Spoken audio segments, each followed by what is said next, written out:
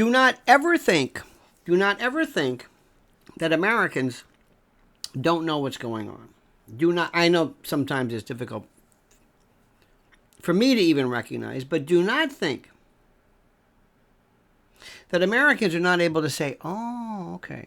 Now remember, the big Gaussian curve, I understand that. Distribution of whatever. But the middle of the road are some pretty smart people.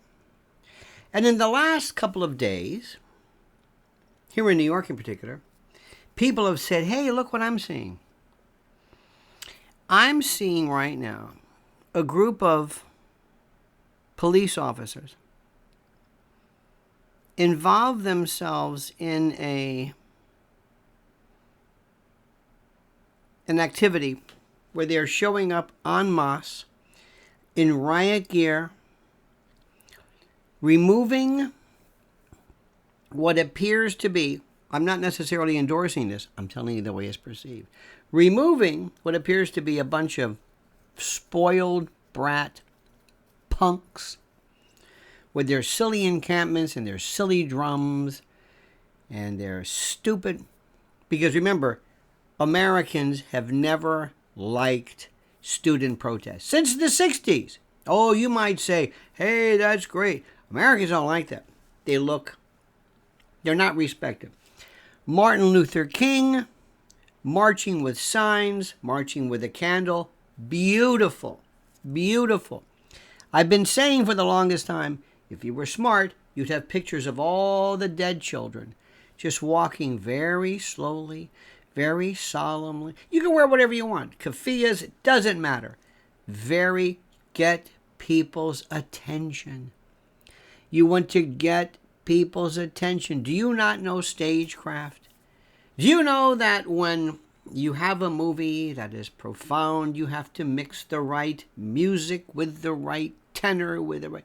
Do you understand that? You have to understand that. It's critical, dear friends. Critical.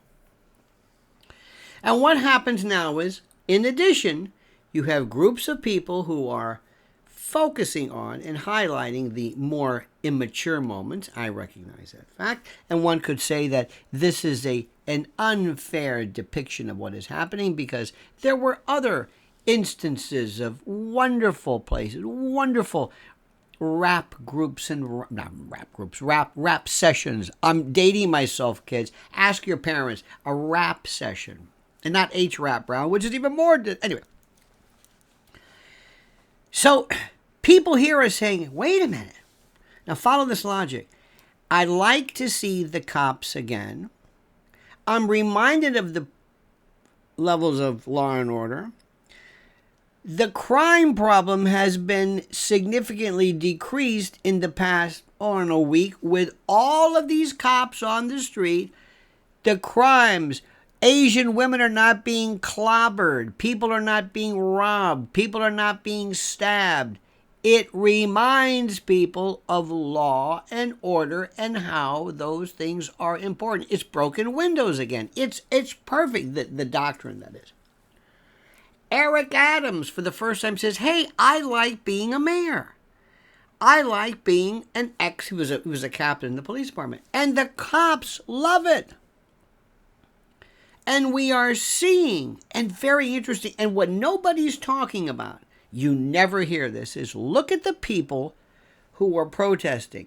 Do you see any African Americans? I don't mean one. I mean a significant group. No. Why has there been what appears to be, and if I'm wrong, I'll be the first to admit it, why does there appear to be a disconnect between the Palestinian cause and African-American BLM-esque type of groups? Why? Isn't that interesting? I would also say, being here in New York, that the police force that you would see, in Times Square or walking the beat, which is an anachronism all its own, they always showed a DEI compliant heterogeneity of diversity, and with a lot of, frankly, police officers that just do not impart upon anybody any sense of fear or respect. A lot of overweight, obese, waddling police officers kind of standing around. I saw one the other day with these weird Cardi B, those stupid lashes, talking on the phone with their partner, and he's sitting there staring at me. I thought, this is not the NYPD I knew. Well, guess what? They're here. They must have been hiding. And this doesn't look like these people are in shape and large and physically fit and toned and look royally pissed off, which is what people, believe it or not, remember and respect. It's like when you look back at your parents when they disciplined you at the time you hated it, but later on you regale in stories about why my old man, if I came home, not only would the teacher knock the hell out of us and the B cop, but my old man would. And people speak about it because it's attention, because they think enough about you to keep you safe. Don't ever forget that. People love to be taken care of. People, believe it or not, they will never admit this. A lot of them won't. So what we're doing right now is, this is 1968. This is 72. This is a group of people. You are just paving the way for Donald Trump. Donald Trump says, do you like this law and order? Are you getting tired of this?